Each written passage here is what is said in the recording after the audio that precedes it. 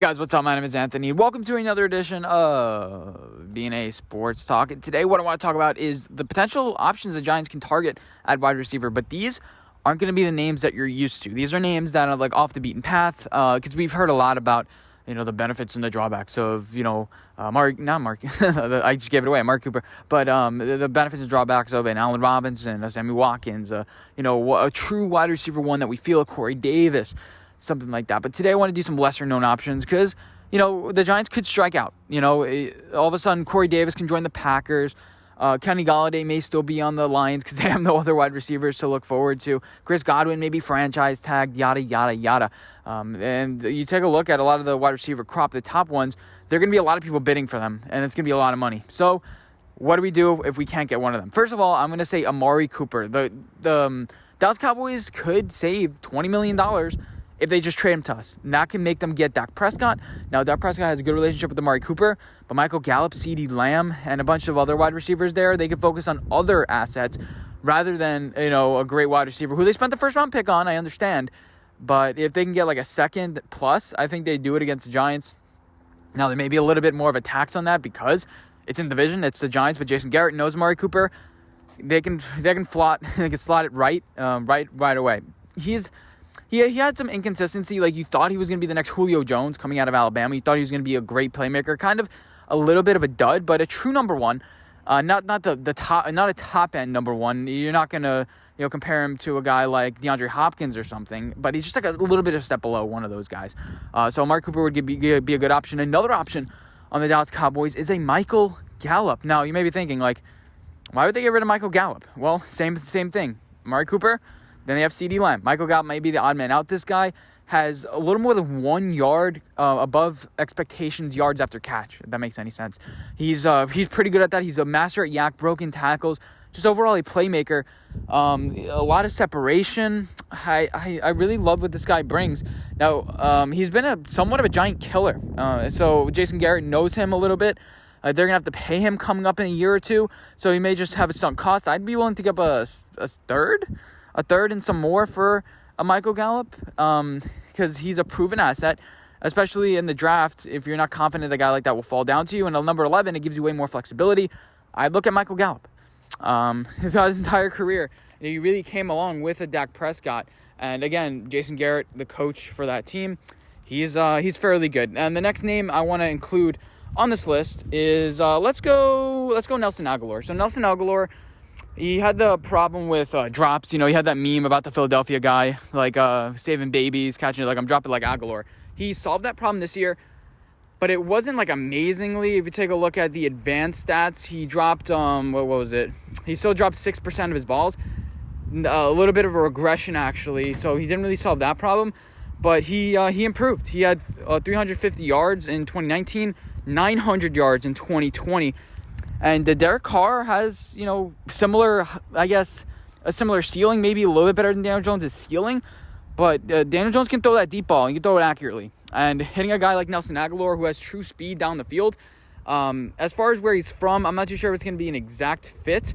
He's from USC. He's like a California kid, but that doesn't really matter that much. If you're getting paid, you're getting paid. I'll be willing to pay him like $8 million to $9 million a year for a couple of years, but I think he's a true wide receiver, too. He's not a true wide receiver one, and again, we're running into that problem again with a guy like this. But he's getting kind of old. He's 27 now, but that's kind of how old free agents are right now. The next thing I want to mention is Derrick Bird. Now, this guy is true speed. He's 5'9", so a little bit small. He's from New Jersey. Same thing with Joe Judge, Pennsylvania, that kind of area. He was on the Patriots, if you're unfamiliar with him, and he had a breakout year this year. He's actually a little bit familiar with Dave Gettleman. He was on the Panthers in 2016 through 2018. 2018 is obviously when Dave Gettleman moved over, but he doesn't really have that many stats. He has a total of 121 yards under Dave Gettleman. He was an undrafted free agent, but overall I think his game is fairly solid. He's a decent route runner. I think a little bit of above average route runner. He's good at selling his hips. I saw like a breakdown of some guy looking at his routes. He has a 4.2 speed. I'm not sure if I mentioned it. 4.2 speed. The Patriots, what they did a lot this year is they ran the ball.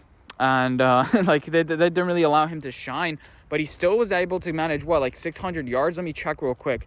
604 yards. I kind of was just guessing on that, but he had one touchdown this year. But you're dealing with the Cam Newton, with a guy like Daniel Jones being able to stretch the field. I think Jason Garrett could use this. Derrick Bird. wow, he gets a lot of separation as well. I forget what the exact advanced stats are, but I remember seeing like he gets a decent amount of separation. So the next name I want to mention is Khalid Raymond. Now, Khalid Raymond is part of Tennessee. I think Logan Ryan could recruit him. But he's been playing for 4 years. Didn't really have that breakout year per se. He's actually the guy who got thrown to for the final interception with the Tennessee Titans, the one right before the Ravens stomped on the logo. That was him who fell. But overall, like, he's not bad. But again, he's like your Kadarius Toney type. Not really great this year. 275 yards that's kick returning. Sorry. He had a decent season. 187 yards. But I don't think the Tennessee Titans use him that well. He has a decent amount of speed. He's kind of one of those shifty guys, like a Deion Lewis. He's not a running back, but I think you can use him like a Cole Beasley if you can get a little bit out of him. He's on the Titans-esque, type thing, and we actually had him on our practice squad, and he actually with us has I don't remember this, but he has 13 punt returns for 61 yards for us. So bring him back in and see what he can do. And I don't see why not get a guy like this, but again, not a wide receiver one. No, he's not. I don't think he's going to develop into wide receiver one. So that's going to be something very, very interesting. He doesn't really have problems with drops at all, I don't think. Let me check the advanced receiving stats. All right, he dropped one pass, but then his drop percentage is 13.3%. But he's decent. He's decent. The next name I want to mention on my list, let's go with Mike Williams. Now, Mike Williams doesn't get a great separation, which is kind of why I'm worried.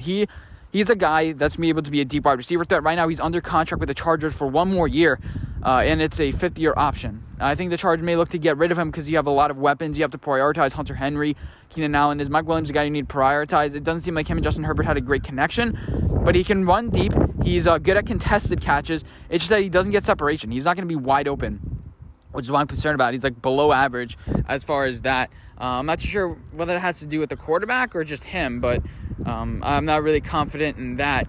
So Mike Williams, I think he's gonna command a decent amount of money too, like $12 million.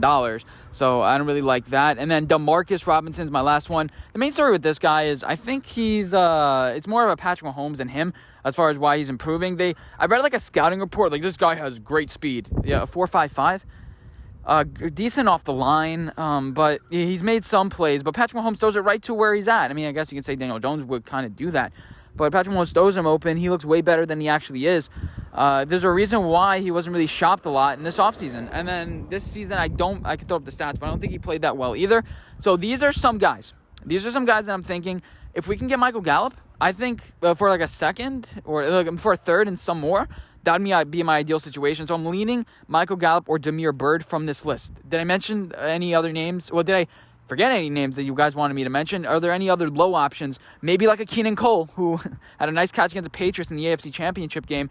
Is there a guy like that where you're like, oh yeah, the Giants could kind of get a steal, or are you more on the boat like, let's go all in? We're paying $20 million, $18 million for like an Allen Robinson, or like we're done. Like we're not gonna. You might as well just tank it and focus on something else. But I hope you guys enjoyed this video. Let me know what you guys think, and I'll see you guys in my next one. Bye, guys.